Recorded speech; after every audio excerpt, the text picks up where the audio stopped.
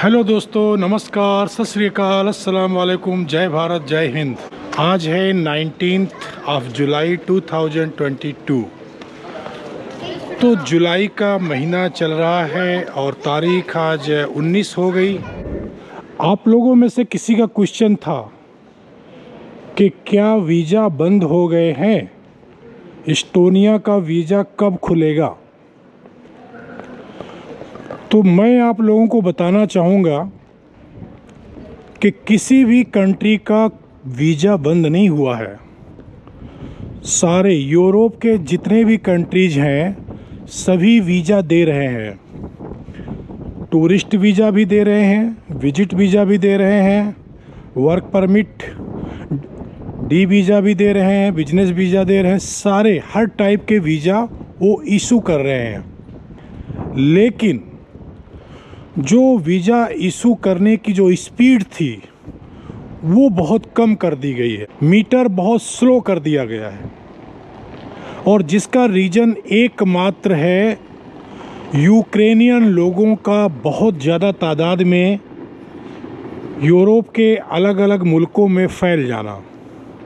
आज यूरोप के लगभग सभी मुल्कों में बहुत सारे यूक्रेनियंस आ चुके हैं, जो कि एक मसला बन चुका है जॉब का और उनके रहने खाने पीने का।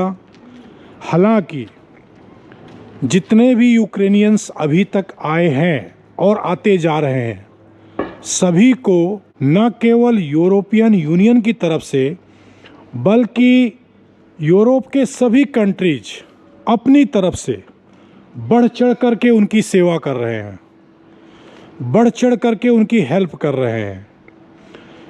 यूरोपियन यूनियन तो फंड दे रही है, सभी कंट्रीज को दे रही है, अलग से फंड दे रही है खास करके यूक्रेनियंस के लिए।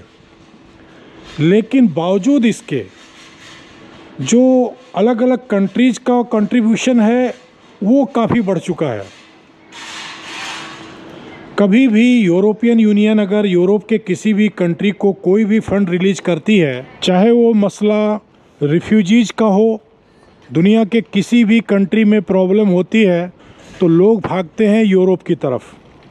तो आने वाले चाहे वो अफ्रीकन शरणार्थी हों, सेंट्रल एशिया से लोग हों, साउथ एशिया से लोग हों, यूक्रेन से हों, दुनिया के किसी भी मुल्क से हों, सबसे पहले जो लोग अलग अलग मुल्कों के एज ए रिफ्यूजीज जो आते हैं वो यूरोप में आते हैं।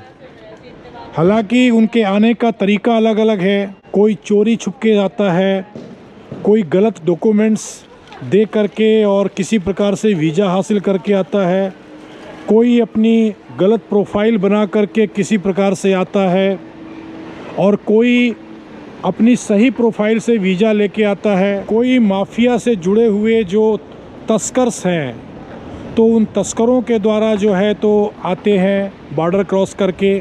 मेरा कहने का मतलब बस यही है कि दुनिया के अलग अलग मुल्कों से लाखों लोग यहाँ पर जॉब हासिल करने के लिए, अच्छी लाइफस्टाइल जीने के लिए, बिजनेस स्टार्ट करने के लिए या शरण पाने के लिए, पॉलिटिकल स्टे लेने के लिए यहाँ पर आते ही जाते हैं। कभी भी लोगों का आना रुका नहीं, बल्कि संख्या बढ़ती जा रही है। अफ़गानिस्तान का मसला था, लाखों लोग आए।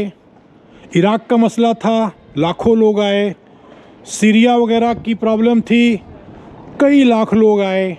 और यूक्रेन का मसला हुआ तो भी लाखों लोग आए। इसके अलावा अफ्रीका के अलग अलग मुल्कों से, एशिया के अलग अलग मुल्कों से, चाहे वो इंडिया हो, चाहे पाकिस्तान हो, बांग्लादेश हो, श्रीलंका हो, दुनिया के लगभग हर उस मुल्क से लोग आते जा रहे हैं जहां पर कुछ ना कुछ प्रॉब्लम शुरू हुई।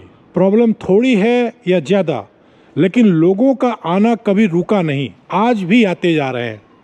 मैं बात कर रहा था कि वीज़ा देने की जो प्रक्रिया है वो बिल्कुल धीमी क्यों हो गई है, जो घड़ी है वो स्लो क्यों कर दी गई है। उसका रीज़न मात्र यही है कि यूक्रेनियंस इतनी ज़्यादा तादाद में यूरोप के अलग अलग मुल्कों में फैल चुके हैं कि उनको एडजस्ट करना, बहुत ज़रूरी है। और उन सभी को एडजस्ट करने के लिए, उनको जॉब प्रोवाइड करने के लिए, उनको रिहाइश प्रोवाइड करने के लिए, हेल्थ प्रोवाइड करने के लिए, उनको भविष्य देने के लिए ये लोग, यूरोप के सभी मुल्क संघर्षरत हैं और एक दूसरे से कंधा मिलाकर के यूरोपियन यूनियन के सहयोग से लोगों की हेल्प करते जा रहे हैं। और वो न केवल यूक्रेनियंस की बल्कि दुनिया के हर मुल्क से आने वाले ज़रूरतमंदों की। इनका इतिहास रहा है। मैं यहाँ पर कोई यूरोप के मुल्कों की तारीफ़ नहीं कर रहा हूँ, और तारीफ़ कर रहा हूँ तो कोई बेवजह नहीं कर रहा हूँ।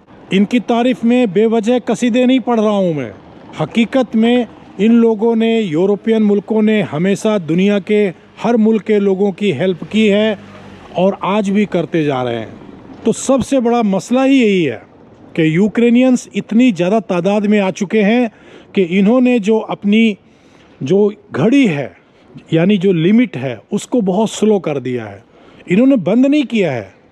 अभी भी अगर कोई अच्छी कंपनी आपको जॉब प्रोवाइड करती है और वो आपको स्पॉन्सर करती है, आपके साथ एग्रीमेंट साइन करती है, तो ये बिल्कुल मना नहीं करते हैं, आपको वीज़ा देते हैं। आप यहाँ आते हैं, नौकरी हासिल करते हैं, या फिर आप सच में अगर आप इन्वेस्ट करना चाहते हैं, आप एक सीरियस बिजनेसमैन हैं और सीरियसनेस के साथ में आप बिजनेस स्टार्ट करना चाहते हैं, तो भी आपको वीज़ा देते हैं।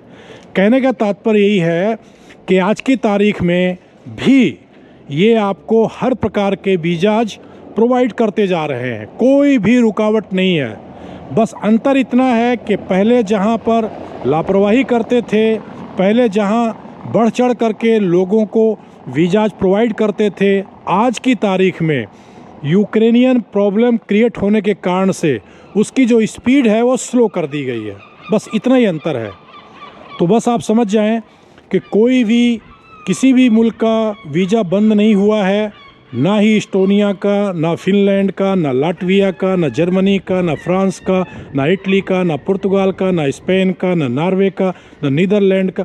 यूरोप के किसी भी मुल्क का वीज़ा बंद नहीं हुआ है और ये बंद करेंगे भी नहीं, क्योंकि जिसका स्वभाव होता है हेल्प करना, वो कभी भी अपने दरवाजे बंद नहीं करता। मेरा कहने का तात्पर्य आप समझ गए होंगे। यानी यूरोपियन मुल्क हमेशा से लोगों की मदद करते आ रहे हैं, ज़रूरतमंदों को सहारा देते आ रहे हैं और आज भी देते जा रहे हैं, आज भी मदद करते जा रहे हैं और आगे भी करते जाएंगे।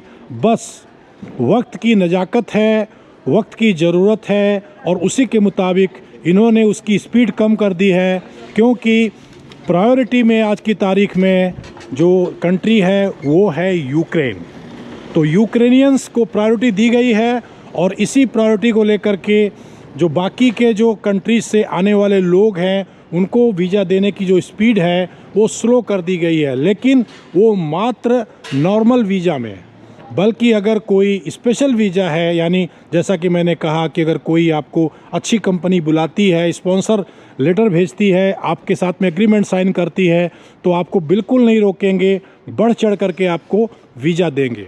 तो बिल्कुल अपने दिमाग से इस बात को निकाल दीजिए कि यूरोप के किसी भी कंट्री का वीज़ा बंद हो गया है। किसी भी कंट्री का वीज़ा बंद नहीं हुआ है, बल्कि न केवल यूरोपियन कंट्रीज बल्कि America, Canada, UK, Australia, New Zealand, सभी कंट्रीज वीज़ा देते जा रहे हैं। बस अंतर इतना ही है कि पहले जो बड़ी आसानी से सभी को दे देते थे, प्रोफाइल चेक करने में थोड़ी लापरवाही भी करते थे, वो अब लापरवाही करना बंद कर दिया है और पूरी तरीके से आपकी प्रोफाइल चेक की जाती है, आपका इंटरेस्ट चेक किया जाता है, आपका बैकग्राउंड, आपकी प्रोफाइल और आपको कौन बुला रहा है उसका स्टेटस देखा जाता है। अगर कोई अच्छी कंपनी आपको बुला रही है, अगर आप बिजनेस करने आ रहे हैं और आपका बिजनेस स्टेटस बहुत अच्छा है, आपकी प्रोफाइल कह रही है कि आप रियल में सीरियस बिजनेसमैन हैं और सीरियसली आप बिजनेस करना चाहते हैं, तो बिल्कुल आपको ये नहीं रोकेंगे। आपको डी वीज़ा भी देंगे, आपको बिजनेस वीज़ा भी देंगे, आपको विजिट वीज़ा भी देंगे, फैमिली वीज़ा देंगे, आपको सब कुछ देंगे, वर्क परमिट देंगे, टूरिस्ट वीज़ा देंगे, जो भी वीज़ा आपको चाहिए ये आपको प्रोवाइड करेंगे। ठीक है, थैंक यू, शुक्रिया, अल्लाह हाफिज़, खुदा हाफिज़, राम राम, जय हिंद, जय भारत।